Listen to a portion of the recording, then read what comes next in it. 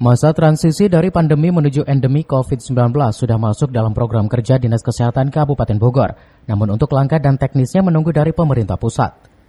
Agus Fauji selaku Sekretaris Dinas Kesehatan Kabupaten Bogor menjelaskan persiapan sudah dimulai namun untuk kepastiannya masih menunggu instruksi dari pemerintah pusat dan Satgas Penanganan COVID-19 Kabupaten Bogor.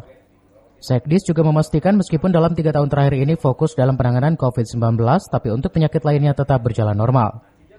Sebelumnya diberitakan Kabupaten Bogor bersiap transisi dari pandemi menuju endemi COVID-19. Capaian vaksinasi yang sudah merata di tiap kecamatan menjadi salah satu pertimbangan, termasuk semakin menurunnya tingkat penularan dan okupansi tempat tidur untuk perawatan atau isolasi pasien COVID-19 bed occupation rate atau BOR di rumah sakit. Secara ini selama ini kita sudah ada kegiatan yang masuk ke potensial wabah, jadi ke situ. Gitu. Jadi kita ada penanggulangan penyakit potensial wabah dan sudah itu seperti varian potensial wabah banyak tuh, kayak DBD, ya kan, terus AED kasus HIV, nah itu potensial wabah itu ada tuh di situnya. Kolom peruntukan anggaran di situ kita potensial wabah namanya. Nah mungkin akan COVID akan masuk ke arah situ nanti. Gitu. Cuma apakah nanti teknis seperti apa kita masih nunggu sebenarnya.